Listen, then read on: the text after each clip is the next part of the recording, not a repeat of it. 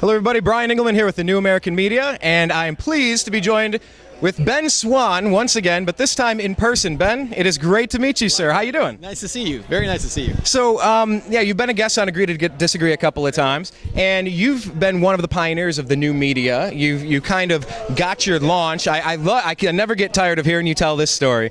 You had 5 minutes alone with the president, and very few people will ever have 5 minutes with the president.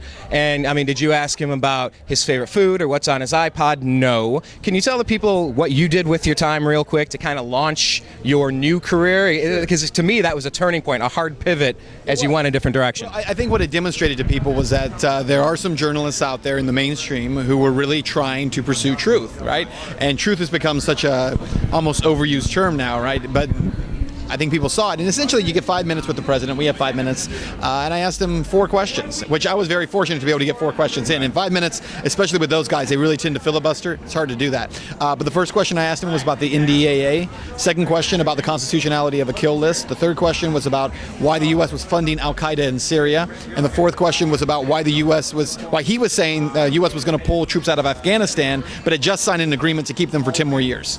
So yeah, that's war is peace. That's right, absolutely. This nation building thing that continually goes on. Though every president says we're not in the business of nation building, and then we're building all these nations around the world, right? But we're actually not building the nation. So I guess they're telling the truth about that. The people don't get helped. The country doesn't get better. It's actually much worse off. But we enrich warlords, and we make a lot of contractors here in the United States very, very rich. Now, you talked about Syria and you talked about funding Al-Qaeda. Can you talk about the latest revelations? Because I know you've been covering this a lot. Because you were at the forefront, or at least Cincinnati was at the epicenter. That's where you're working in Fox when the IRS scandal broke. Oh, the phony scandal. I'm sorry.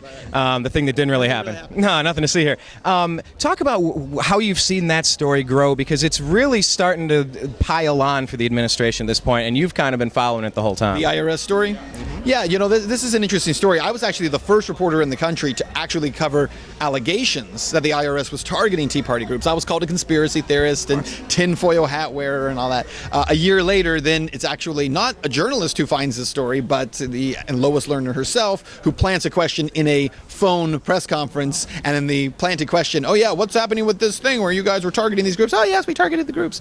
And so it was a very strange thing. And the reason I bring it up is it's important for people to remember that no American journalist broke that story in the mainstream media. Now, we broke it a year before, but the actual revelation of it as it came out, that when they admitted guilt, didn't come at the hands of a journalist. It was actually the administration outing themselves because they knew the report was coming. So it was kind of a fascinating thing. And it's a story that continues to develop. But look, at the end of the day, here's the thing that doesn't change. Nobody goes to jail. IRS workers haven't gone to jail. Lois Lerner, you know, maybe she'll go to jail, but do we really think she's going to? I think it would be very tough for anyone in Congress right now to actually put that woman behind bars. Well, she's been held in contempt now, and so it's going to get wagging. I did not have sexual relations with that woman, finger and thumb. So then Lois Lerner's in contempt. So what do we do? Hey, Eric Holder, you're the DOJ. Come on, but wait, we've held you in contempt before too. Right. Who will police the police? That's right. Well, and they actually, Congress has the power without the DOJ to actually put her behind bars. They can actually have her arrested by, I think it's a sergeant of arms or something, who can actually arrest her, and they can put her into a jail for a year, up to a year is where she can be held. So are they going to do that? No, they're not going to do it. And the reason I don't think they'll do it is because there is a huge risk when you actually step out and say, we are going to enforce the laws that are supposed to protect the people. And when you do that, you have to do it across the board. Republicans have to do it to Republicans, Democrats have to do it to Democrats. It can't just be Republicans will do it to Democrats and Democrats will do it to Republicans. And so I think there's a dangerous precedent there, and nobody really wants to go down that road. So they'll wag their fingers and they'll talk about scandal, scandal, scandal. And meanwhile, you know, the people who have done this either retire early and get their pension or get a finger wagging.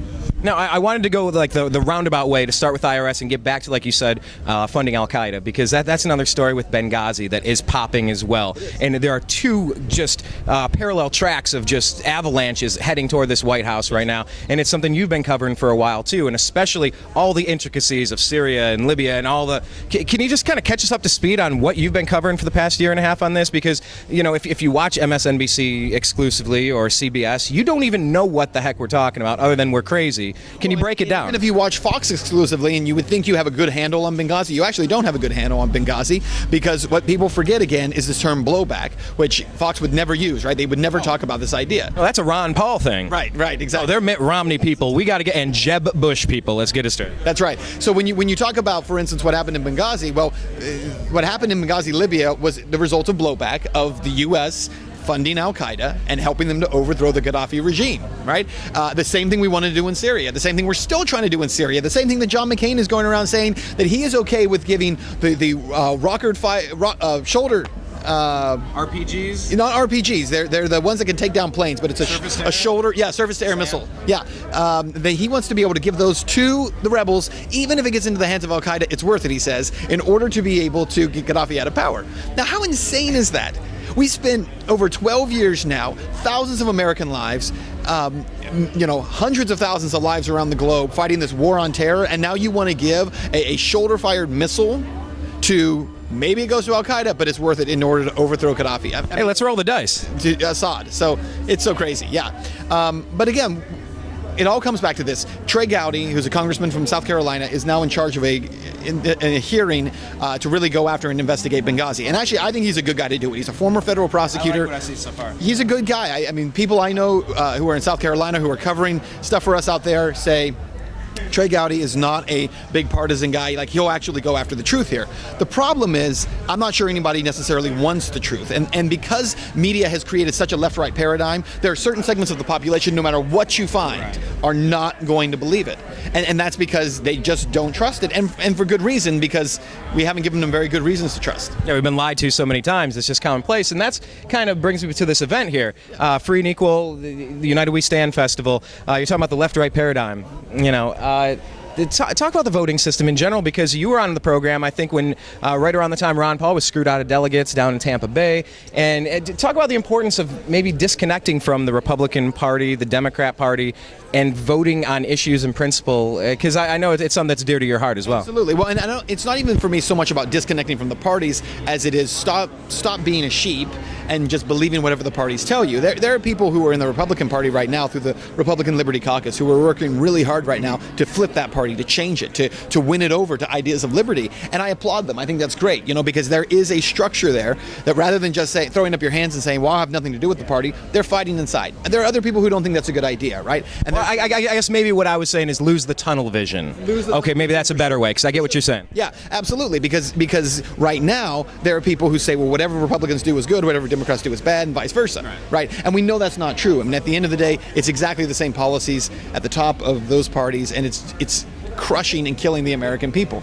And I think what we need to do is really focus on the cause of all this, right? So we talk about symptoms. We talk about things like the Federal Reserve Bank. We talk about things like funding, these huge illegal wars around the world. We talk about fiat currencies. So many different things that we talk about in the liberty movement that are really just symptoms of the problem, and they're not the actual problem. And I believe the actual problem is what I would call American fascism. Right, so Mussolini had a term that he would use when he talked about corporatism that gets misinterpreted a lot. The word is actually in Italian, it's corporativissimo, which means the collective, all of us, combined with the power of the state.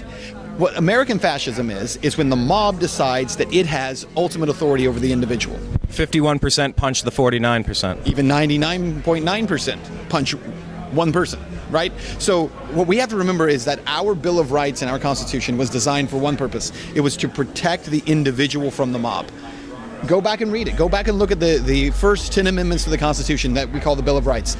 And what you're going to find is that every single one of those rights protects the individual's rights. They're not corporate rights. They're not collective rights. They're individual rights. And I think that's where people need to push back against the parties, is everything that we look at that they're doing should be measured by the virtue of, is this harming the rights of the individual over the collective?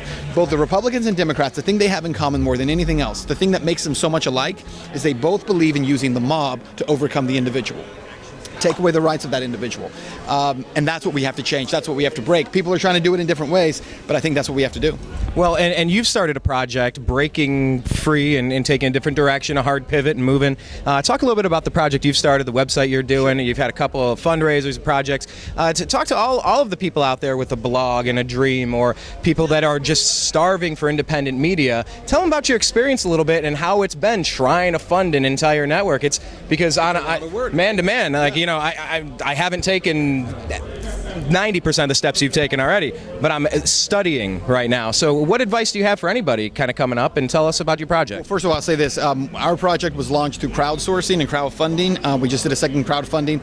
I am so deeply grateful to everybody who's contributed to the project, and a lot of people contributed just $10, right? And that's what they were able to do. And we have thousands of people who have done $10 donations, and it makes a huge difference. So I'm deeply grateful to people for that we were able to do it.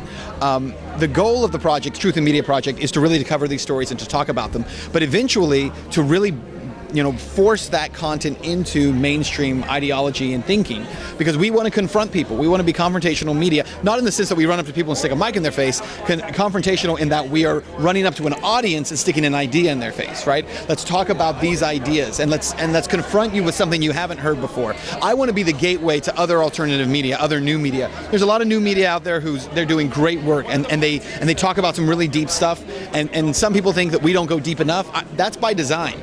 Our goal is to get the person who is the Fox viewer, the MSNBC viewer, the CNN viewer, or someone who just turned it all off and they say, Kardashians only for me. Not that there's anything wrong with that.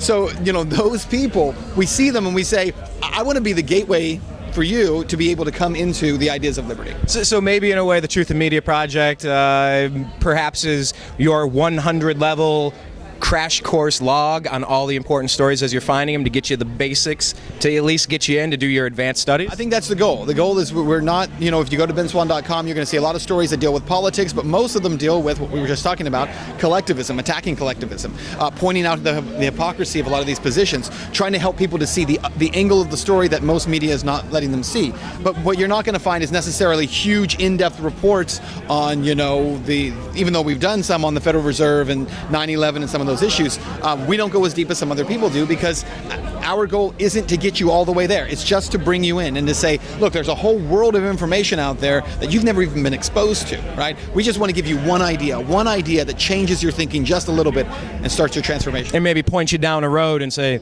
there's a lot of exits along the way.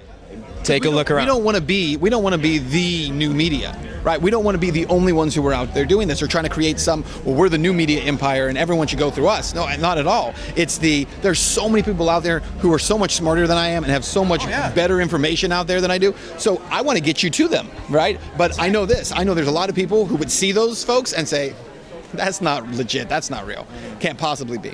And so that's what we're trying to do, is bridge that. Yeah, and I think getting all of your news from any one source is a bad idea across the board. No matter who it is, even me. Yeah, and never trust us. Take it into consideration, then find some other opinions.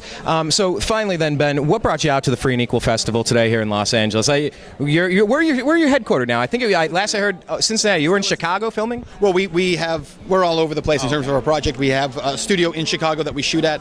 We also shoot in Cincinnati. Guys in New Hampshire, Washington, all over the place. But I came out here because I really wanted to be a part of the event, just because I want to lend my support to any coalition building. I go all around the country and I speak at events really everywhere, talking about the need for coalitions, people agreeing, because I think we agree on much more than we disagree, and also reminding people that we don't have to agree on everything, right? Liberty is not about saying there's this narrow ideology of liberty that we all have to follow out. And so instead, I want to be in places where people are trying to build coalitions and encourage people in that, and encourage them to work together, and encourage them to stand up for your right to be free, even if they don't agree with how you use your freedom. And I think that's what we need to be building. What is it? I may disagree with what you say, but I'll fight till my death for your ability to say it. Right.